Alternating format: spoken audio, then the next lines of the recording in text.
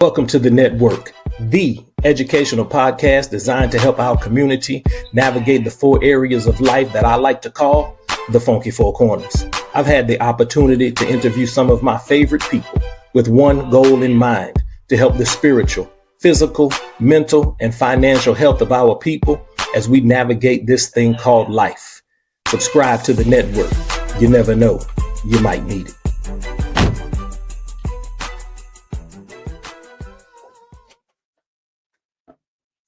Welcome back, everybody. This is The Network.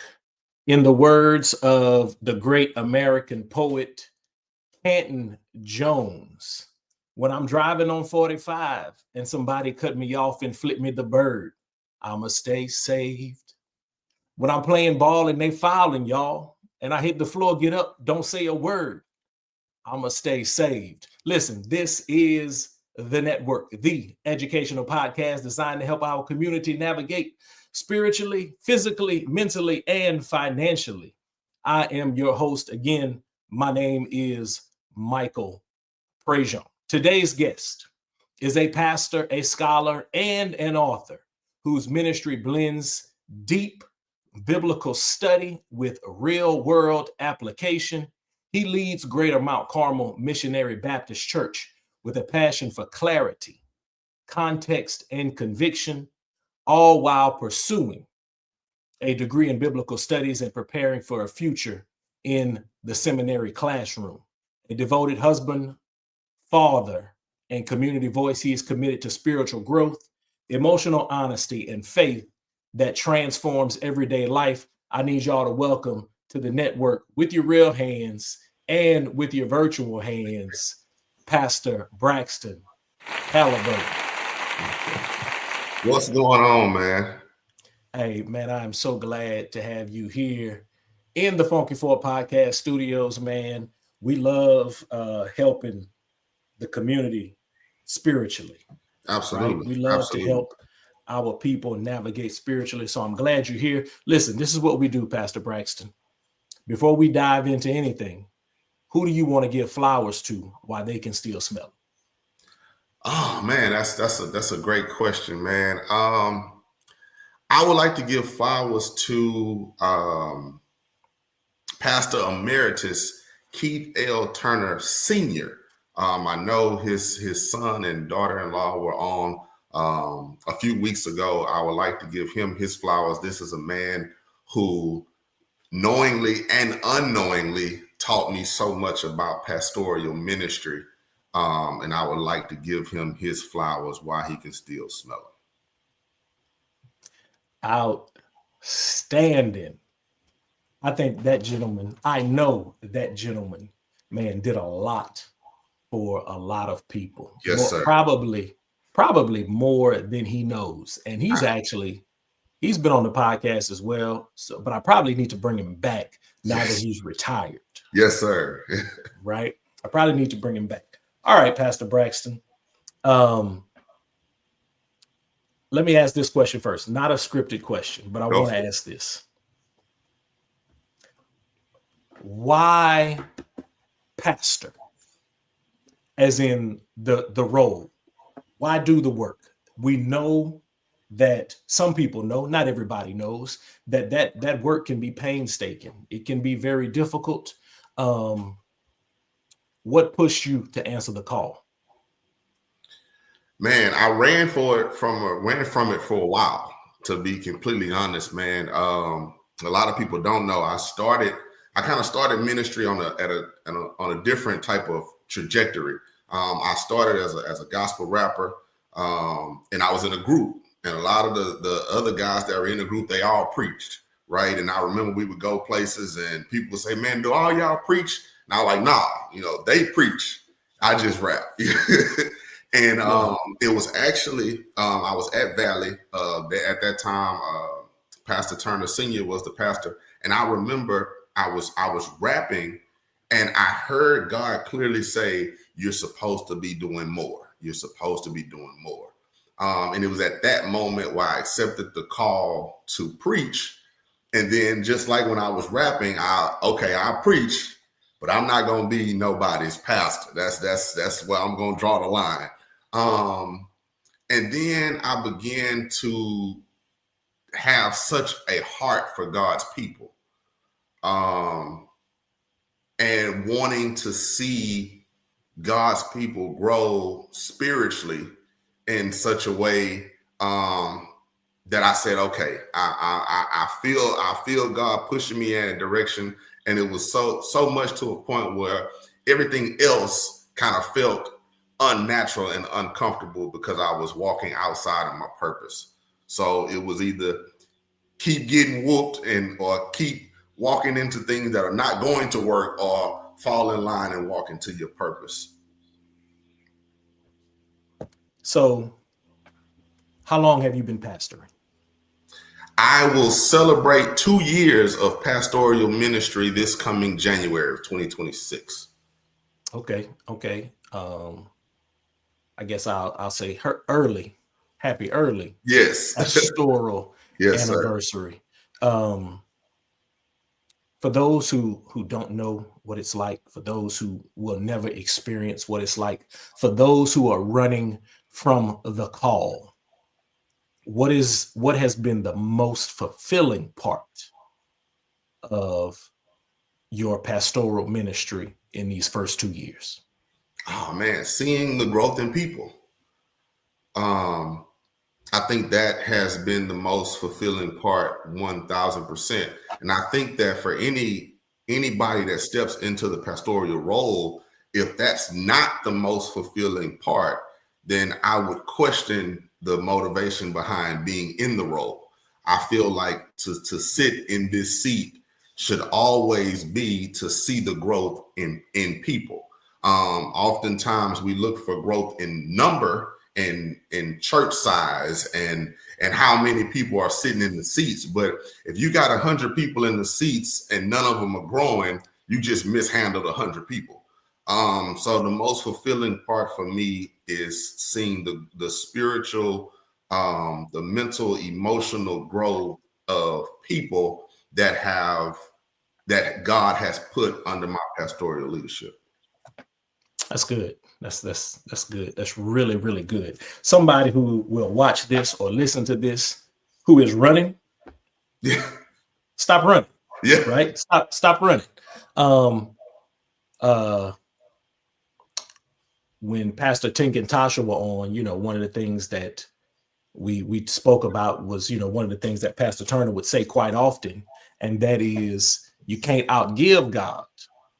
There's another thing you can't do, and that's you can't outrun God. You can't outrun him. I'm a living testimony that you can't outrun him because I tried. You can't outrun him. Man, that's good stuff. All right, so 2 years into your pastoral ministry, and now you're an author. Yes, sir. Now you're an author. So, man, can we talk about the book a little bit? Absolutely.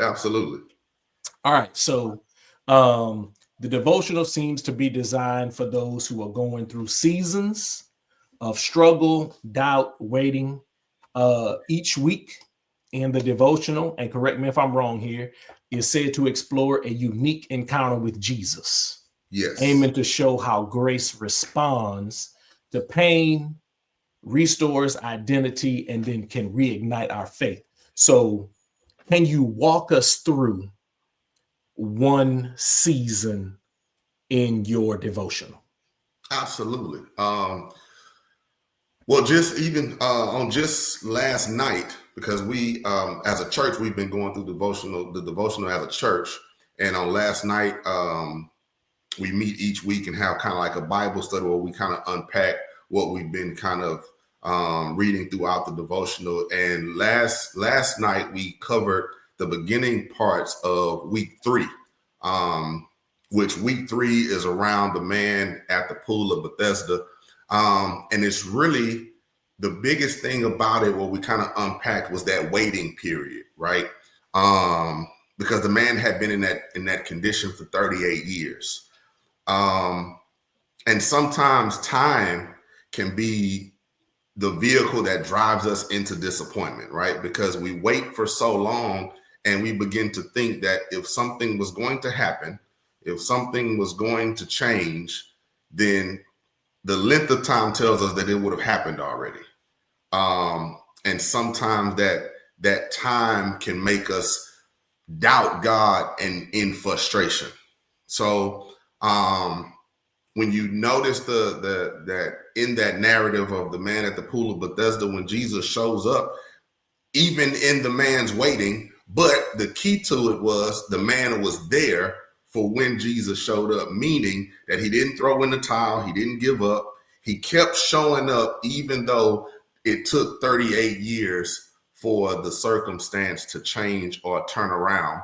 And one highlight that I brought up last night, and I didn't even catch this until I was reading through it. I told the church I was mad that I would have put it in the book, but the man had been dealing with the problem or the infirmity for 38 years. And at the time, Jesus is not even 38 years old. So when the man became afflicted, his deliverance wasn't even born yet. So sometimes we can find ourselves in something, and what God is going to use to get us out, he's still working on it. So you just have to sit and wait on God's time. Listen, 38 years. Yeah. That's a long time. That's a long time.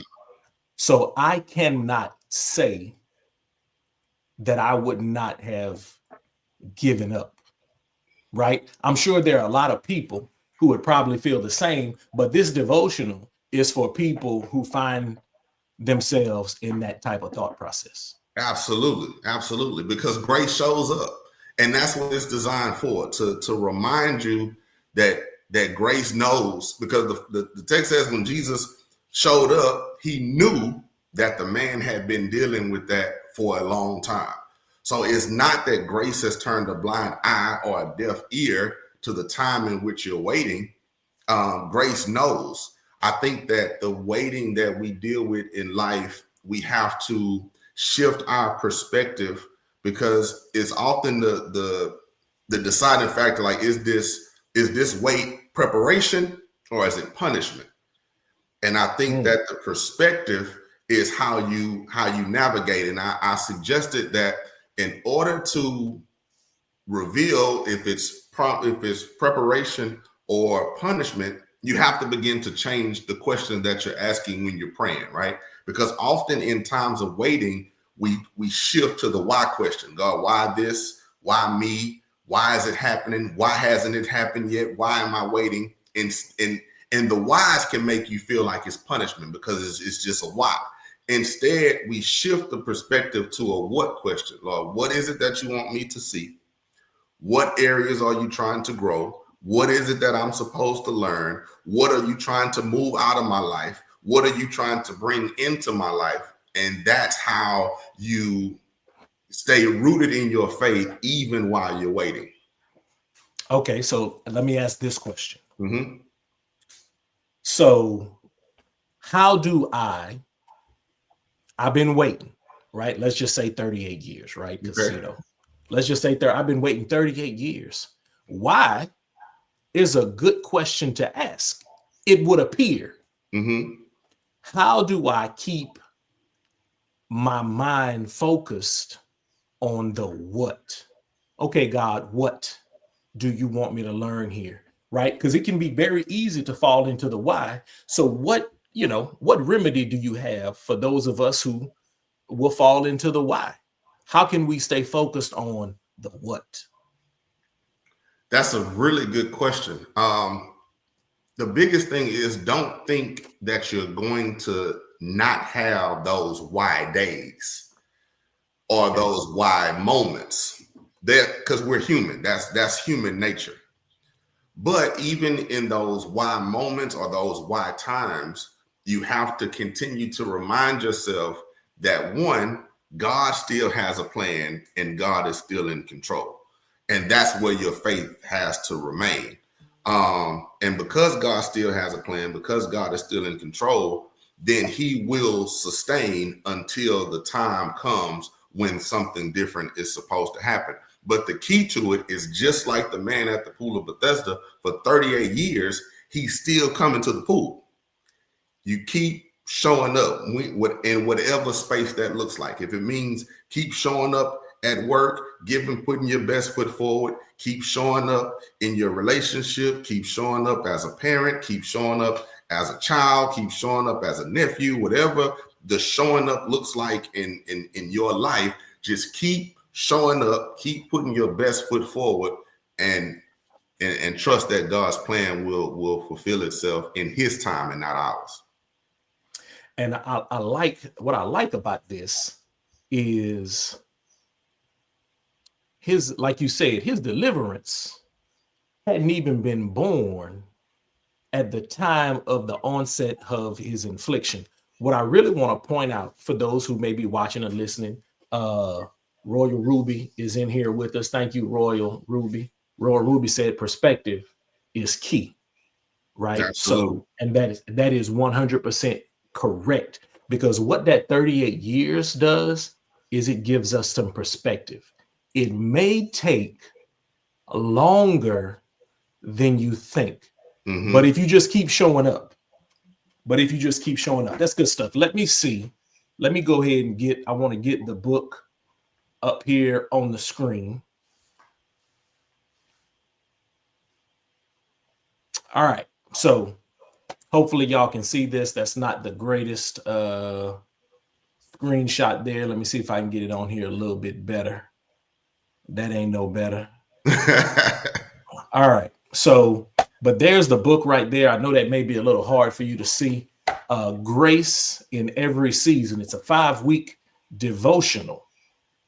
5-week devotional from Pastor Braxton Halliburton. So if you are in a season of waiting, if you are in a season of frustration, if you are in a season of struggle or doubt, then this devotional can reignite your faith. It can help you restore your identity and help you understand how grace responds to pain. You might be in your why right now. And this devotional, this tool that Pastor Braxton has created, is to help us move from why to what. Absolutely. That's good stuff. All right, listen, y'all. You are in the network. I'm your host, Michael Prejean. I have Pastor Braxton Halliburton, who is coming up on his 2-year pastoral anniversary. He was running, but he found out that God was Usain Bolt when it came to running this race. All right. Yes, sir. So listen, before we go to the next segment, here's what I need y'all to do. I need you to like, subscribe, sign up for notifications if you're watching on YouTube. If you're listening to the podcast, make sure you go to iTunes, give us a 5-star rating, tell a friend to tell a friend. This is how people find us here in the network. Okay, let's move into these funky four corners, Pastor Braxton. So this is the epicenter of this podcast. We like to help those who watch or listen spiritually, physically, mentally, or emotionally, and financially. So you said the best spiritual advice you ever received was to follow God's lead over personal ambition. Can you describe a moment when you had to choose obedience over opportunity? And what was that like? Man, it actually came before I was installed as pastor of Greater Mount Carmel. I had been there. I had been there for a while. They were without a pastor. I had been there preaching each Sunday, and in my mind, hey, this thing should be progressing faster than it is. And I remember I preached at another church at which the pastor was older, and he's, at a point in his life kind of thinking about retirement. And I remember he reached out to me and said, hey, I would really love for you to be here because I don't have a successor. And without saying it directly, kind of telling me, hey, come over here for a little while. When I retire, then I hand you the keys and the reins. I prayed about it, and God told me to stay where I was. Even though I'm frustrated because I'm in that waiting, right? I'm frustrated that it's not moving in at the pace that I wanted to move, but God said, stay put. And it was one of those things where I had to choose to be obedient to what God said versus taking this opportunity, because I'm like, okay, God, you know, in me and my personal ambition, this is what I want to do now. I've accepted this call. This is what I want to do. And now I see this could be a fast track, right? It could be a fast track into pastoral ministry. I could get this church. He's already kind of expressed that he wants to retire soon. Or I can stay where you sent me. You've already told me that I'm called to this area to provoke change in the community. I can be obedient and stay here and allow you to work everything out in your time. It was very difficult, but I feel like it all has worked out thus far. Okay, so I'm listening to you, and I was writing some stuff down as I was listening to you. So the imagery, I mentioned Usain Bolt a second ago. So this track and field imagery is in my head, right? I got you. So that's the coach coming out. So when we are running a race, right? So imagine, if you will, a track meet. And at the track meet, most people show up to watch an individual compete. Mm-hmm. Losing sight of the fact that that individual is also part of a team.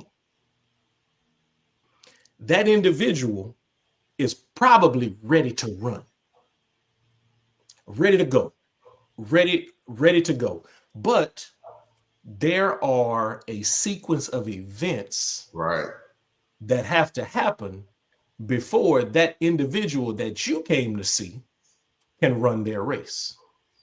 Right? So there's going to be a relay race. There's going to be a long distance race. There's going to be some high jumping and long jumping and all of those things. And when it's time for your individual to run his or her race, they get in the blocks and they have to wait. They can't even just take off and run. They can't just, time for the 200. Let me get in my blocks and take off. Right? There's a timing system. Absolutely. That has to be set up. Make sure that it's ready. Your starter has to make sure that the timer is ready. Once the starter is ready, he has to make sure that the people at the finish line are ready. Mm-hmm. He does all of that happens before he says, runners on your mark. So spiritually, what I'm seeing, here's the spiritual connection that I'm seeing. Sometimes we are so ready to run, only looking at our individual race. Yes. But there are other races going on that are connected to my success. Yes.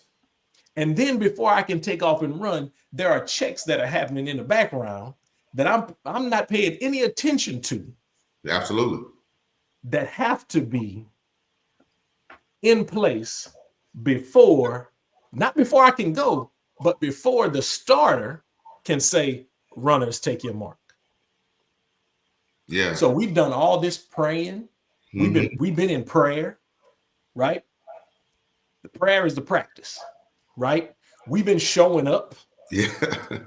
That's practice, right? And if any of you understand track and field, sprinters hate practice, right? Sometimes spiritually, we hate waiting. Absolutely. Sometimes we absolutely hate that, because I'm going to do all of this running to go run for 10 seconds, to go run for 12 seconds, right? To go jump 3 times. But all of those things have to happen before we hear runner, take your mark. Right. Right. And then the whole time in your spirit, you ready to run. Yeah. You're ready to run. Come on, God, let's get it. Let's get it. But all of those other things are happening in the background. Man, yeah. You got to stay active. And you got to stay active and stay warm while everything else is going around. So you can't just sit down And that's whether, okay, you out of practice, but you at the track meet, meaning you still got to keep showing up. You still got to keep praying. And in my mind, okay, God, it hasn't happened yet. And he said, well, you're going to still show up every Sunday. You're going to keep preaching. You're going to keep praying for the people. When they want to talk to you, you're going to keep doing everything that you've been doing until I say, now it's time. Man, listen, I would advise anybody watching or listening to this, if you have never been to a track and field meet, I need you to go. And I want you to watch, because you brought up something really good. Even when it's not time for you to compete, you have to be warming up. Got to be warming up. So 45 to 60 minutes, 45 minutes to an hour before your event, you start warming up. Yes. That seems like a really long time to be warming up for something that's not getting ready to happen immediately. That's good stuff, Pastor Braxton. That's good stuff. Try to go out there without warming up and see what happens. Man, listen. You don't want to be out there tight. You don't want to be out there. I didn't post it. I recorded something earlier today about having tight faith. Yeah. Tight faith. Tight faith says that's not possible, but stretched faith says with God, all things are possible. Man, Pastor Braxton, that's some good stuff. All right. So somebody told you that physical health is just as important as mental health, especially with age. So what shifted for you after receiving that piece of advice? Man, the biggest thing was understanding that I'm getting older. We talked about the 38. I'll be 38 in February, and so with everything and every hat that I wear, it's like, okay, we're just trained to go, and I don't know where this mentality came from in our modern day, in this modern day era, where rest or sleep is now frowned upon, to where we perceive that if you sleep, then you're not grinding. If you sleep, then you're not hustling. It's like, okay, well, you want me to grind to the point where I burn out? And so I think that we have to shift this mind frame of taking care of ourselves. Just last week, I actually just was looking at the calendar and realized that I had preached. There was only 2 Sundays out of this year that I hadn't been in the pulpit, that I hadn't preached on a Sunday. And last Sunday, I thank God that he's now sent me a young man that has been a huge help in ministry. And I just called my brother and said, hey man, I need you to preach for me this Sunday. And I just stayed home and got some rest. And that's one of the biggest things that I feel like is overlooked as far as our health. Like, just give your body time to just recharge. Outside of, going and of course keeping yourself active. I don't run like I used to, but I got myself a bike. So I'll start riding my bike. But just that rest aspect, man, I think the culture in which we're in right now has put a dark cloud over rest, as if rest is counterproductive, but it's really not. We get caught up in the rat race. We really get caught up in it. And I don't think we have the intention to try to keep up per se with the Joneses. But when everything around us is moving at that pace, sometimes we just kind of get caught up in it. Yeah. Right. Because this is, this is a conversation that's been had for years. Right. Lots of people have this conversation, man, about the grind culture, about sleep is for suckers. No, man, the scripture tells us that he gives rest. He gives sleep to those whom he loves. Well, who does he love? Last time I checked, everybody. Yeah. Man, I tell God, people all the time, man, when the Bible starts with creation, and it says on the seventh day he rested. Now, if God had to rest, what makes us think in our feeble bodies that we don't need to rest? It just don't make sense. Let me ask this question. I have a thought, but let me ask this question before I say the thought. I might not even need to say the thought. What is your advice for people who feel guilty about resting?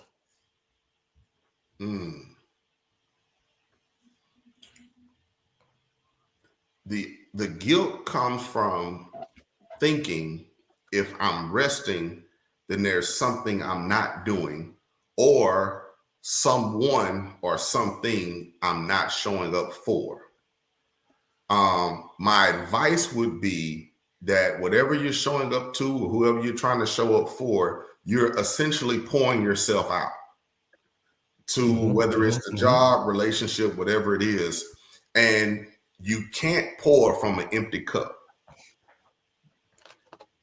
So the advice is take a moment to refuel yourself, allow yourself to be recharged so that you can effectively pour when you need to and you don't burn yourself out. That's good. That's good. We we get caught up in trying to, my opinion, here's my opinion. I think we get caught up in trying to save people. Absolutely. You know, where it's like, that's not our job. You know, our job is not to be the savior. Our job is to lead people, right, to the savior. So I think there are times when, like you said, we want to pour out, we want to be helpful. And then we find ourselves in situations where we can't really help, but we don't know how to get them to help or allow someone else to help them, or don't enable them, because sometimes we think we're helping people, but we're actually enabling them. And sometimes we just need to take our hands off the situation, but we keep our grubby little hands in it because we figure we need to really, really, try to save people without actually saying that. So let me ask you, man, now that you mentioned your young age of 38, how do you manage the physical demands, right? Because you got to study, you got to parent, you got to serve the community, and all of the things that come with the pastoring. So how are you managing to continue to take care of yourself in the midst of all of those demands? Man, to be completely honest to you, man, I have to give a lot of credit to my wife. Because a lot of the behind the scenes things, she takes care of that and makes sure those things are done. And it was one of those conversations that I had to have with the church when I first became a pastor. And it's like, okay, I'm y'all pastor, but that's my first lady. And when I told them that that's my first lady, because often, and especially in smaller churches, they assume, okay, you're the first lady. That means you're going to be over the women's ministry. You're going to be involved in this. You're going to be doing this. You're going to be doing this. And it's like, wait a minute. Y'all can't pull both of us in 10,000 different directions. That's my first lady. When I'm here and I'm pouring into y'all, somebody's got to make sure that my two girls are good. When I leave here and I go home after Bible study and I'm starving, there's a hot meal there waiting for me, and those things in the home that my wife so graciously takes care of allow me to be in these other spaces, in these other areas, because life is still happening, right? Our oldest daughter is 15, but we also have a 2-year-old, right? So when I'm sitting, when I'm sitting down and I'm working on a paper, I'm crafting a sermon, or I'm studying or doing homework, and she's running around, she still has to have a bath. She can't bathe herself. We in potty training, but she still has to be changing those type of things that that have to get done, that I necessarily don't have to do all the time. Now I'm not naive to that fact. So when I get those moments, I'll cook the meals, and I'll give the baby the bath, and I'll take care of the diapers to give her that time for the rest. But she understands, and I think that's the biggest part of it. She understands the demand that's on me outside of our home. So she makes sure that whatever she can do to make the burden lighter on me at home, she does it, and does it a great job at it. That's good. It's definitely good to have help. So shout out to First Lady Halliburton. Absolutely. We're going to make sure we get it right. All right. So let's move to the next corner. Let's talk about mental, emotional corner right here. So you said the best advice you were given was not to keep things bottled up. Yes. So here's my question for you. What do you do to process emotions in real time? You have to have a safe space. Whether that's you write things down, whether you have someone that you can talk to, whether you have a place that you go and have open dialogue and conversation, whether it's a person or a group of people, you have to have that and have it on a consistent basis, because you said to process it in real time. Meaning you have to have those people around you that you can be open and honest with, and give those and give those raw emotions, and not feel like you have to be judged, especially in the seat that I sit. As a pastor, you can't have certain conversations with everybody because everybody doesn't understand. So one person that I'm grateful for is Pastor Tink. Is someone that we talk a few times a week, and just vent about things that only we can understand because we sit in the seat that we sit in. So I would encourage people to have that. Find someone or a group of people that you can confide in, express to, whether they give sound advice or if it's just an ear to hear. Hey, I don't really need any advice. I just need to get this out. I had a day and I just need to talk. I just put the phone on mute. I don't want to hear what you have to say. I don't need your opinion. I just need to get this out. That's good, man. I think everybody needs an ear. Absolutely. Right? Nobody asked for this. Nobody asked me, but I'm gonna just say it. I like to vent. Right? Yeah. And sometimes I'm like, hey man, I just need to get it off my chest. Absolutely. Right? Like David did in the Psalms. David was just getting it off his chest, and then he would be like, and the Lord is so good. Yeah. The Lord who keeps me is so good. But I had to get that out. But I had to get it off my chest. God is good. Let me get this off my chest real quick. Because the thing about it is, people have the thought process that God can't handle all of our emotions. Come on. That if I express how I feel, somehow God is not big enough to handle whatever it is that I want to express or that I want to vent. How somehow that if I say that I'm mad some kind of way, God is not big enough to understand or have grace enough to say it's all right.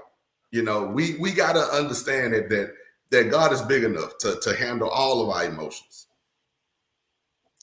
For some reason, we are afraid of God. And I'm not talking about that healthy reverence. Right. I'm talking about like we are really scared, right? The scripture says, come boldly before the throne of grace. Yes, sir. But we are scared. And that's, to your advice, about not keeping things bottled up. There's a portion of the population who keep things bottled up because we are afraid, number one, to talk to God about what's really real. Yes. And number two, we just scary. Yeah. We just scary. We're afraid to be honest with how we really feel about things. Some of us are afraid to be wrong. We don't want to say it because it might be wrong. Well, how else will you know if it's wrong or right if you don't say anything at all? But man, we got to stop being afraid to talk to God. Wow. Because you said it. He can handle. Yes. He can handle our emotions. All right. So that's spiritually, physically, and mentally.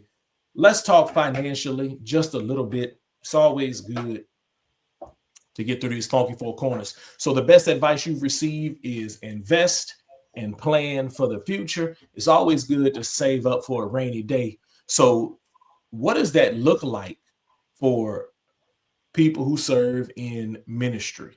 What is saving for a rainy day? What does that look like for ministers?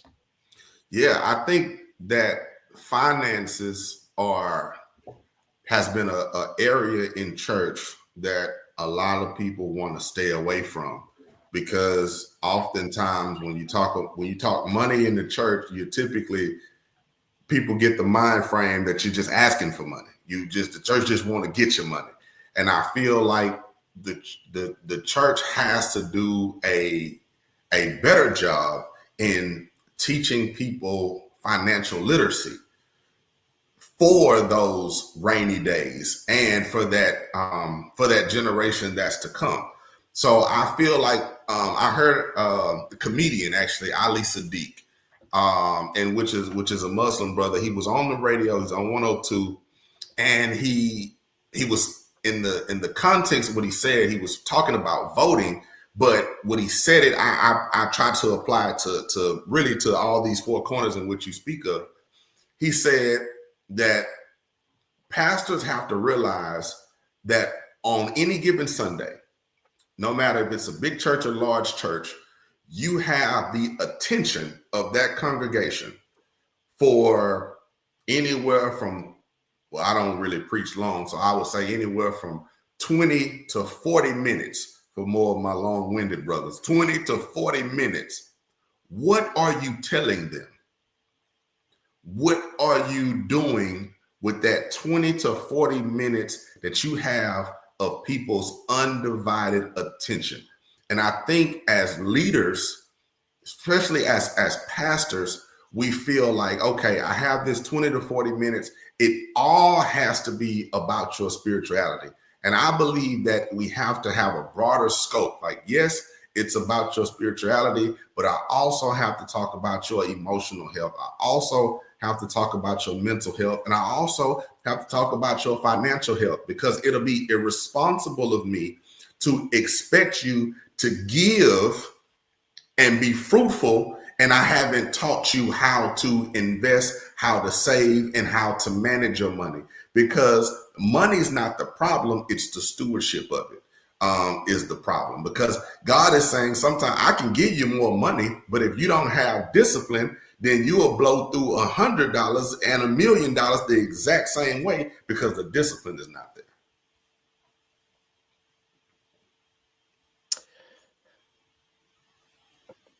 I guess my question, not necessarily for you, I'm just throwing this out in the atmosphere. My question for church going folks is, if you are trusting your pastor with your spiritual life, why don't you trust him with those other parts of your life?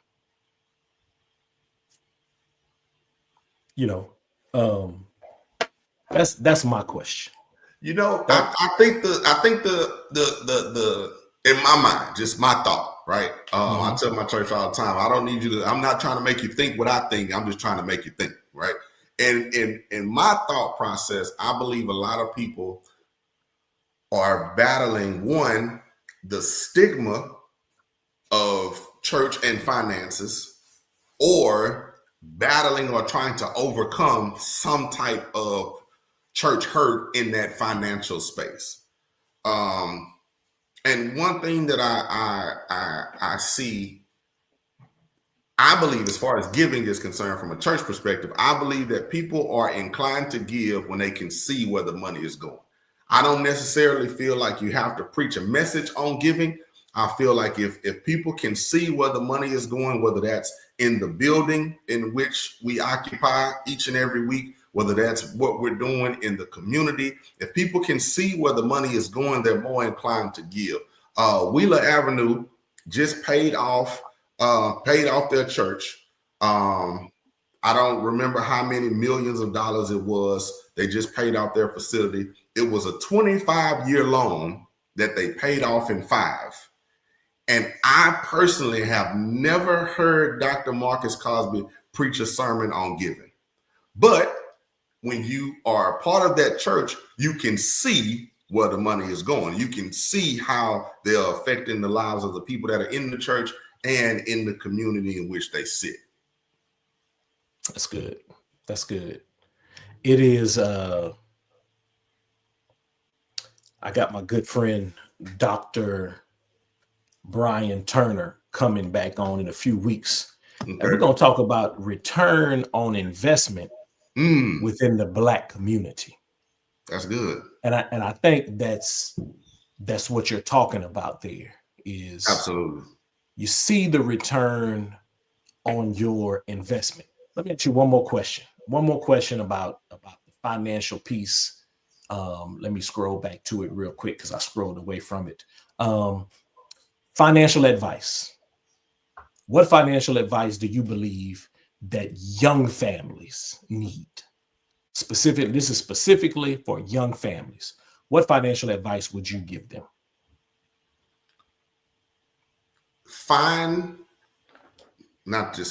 Learn how to invest and live under your means. I think that in the Black community, we have the tendency to try to live right at our means or even dangerously live above our means. Because the stats show that the Black community spends more money than any other community in the United States. That's a fact. Those are the stats. And I believe that if we just live below that, now it's not saying that you're going to live in poverty. It's not saying that at all. It's saying just to budget yourself below the means, because you just never know what happened. You never know what would happen. I think our seasoned saints did it all the time. When you went to Big Mama house, she didn't have a big fancy house. She didn't have a big fancy car in the garage or anything like that. She cooked her own meals. But if you say, "Hey, Big Mama, I'm a little tight. I need X amount," she go in that room in some kind of way. Now, Big Mama on a fixed income, but some kind of way she had what you needed to get you to where you needed to get, and that's because she wasn't trying to do too much. That's it, man. That's it. My mother-in-law, I was talking to her a couple of weeks ago. I was, talking about my son. I was like, yeah, want him to, do ABC with his money. She was like, he don't need to do that. He just need to go to Nola Granger School of Money. Yeah, there you go. Nola Granger was his great grandmother. Yeah. So she was like, this is all he needs. Listen, everybody, you are in the network. I'm your host. My name is Michael Prejean. We are here with Pastor Braxton Halliburton, and we are talking all things related to the funky four corners of life. We are helping to get you ready spiritually, physically, mentally, and financially. If you want to follow Pastor Braxton, I'm going to put it up here on the screen, up there at the top. You can find him on IG at Pastor Braxton, or if you want to catch him on Facebook, right there, Braxton Halliburton. Pastor Braxton, play a game with me, sir. Let's go. All right. Here's what we're going to do, man. I got 22 questions for you. Okay. 22 questions, not just 21, but 22. Here's the first question. If you could have a superpower, any superpower, what would it be and why? Man, probably the fly. It'd probably be the fly, man, just so I can get anywhere quickly and get there fast, man, because I hate traffic. Man, listen, living anywhere in the greater Houston area, Yes, sir. It's a doggone shame. And I'm gonna leave it there. All right, here we go. 21 more questions. These first set of questions are either or. Okay. All right, we're gonna go rapid fire style. Here we go. Purpose or passion? Purpose. Seminary classroom or Sunday morning pulpit? Seminary classroom. Early morning devotion or late night Bible study? Late night Bible study. Teaching or preaching? Teaching. Physical strength or mental strength? Mental strength. Listening or speaking? Whew. Listening, depending on who's talking. Okay. Planning or spontaneity? For me, it'll be spontaneity. Okay. All right, here we go. Agree or disagree? Most people confuse calling with convenience. Agree. Leaders should always go to therapy. Agree. Financial stewardship is spiritual maturity. Maturity. Agree. Busyness can kill clarity. Oh, agree. Absolutely. Every pastor needs a pastor. Agree. Ministry is nearly impossible without family support. Agree. All right. And then this last one, social media hurts spiritual growth more than it helps. Agree. Okay. All right. This is word association. Word association. I'm going to give you a word and you give me something back. Here we go. Faith. Trust. Fatherhood. Duty. Discipline. Struggle. Healing. Needed. Study. Needed. Community.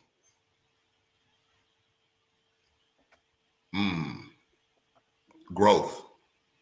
All right. And purpose.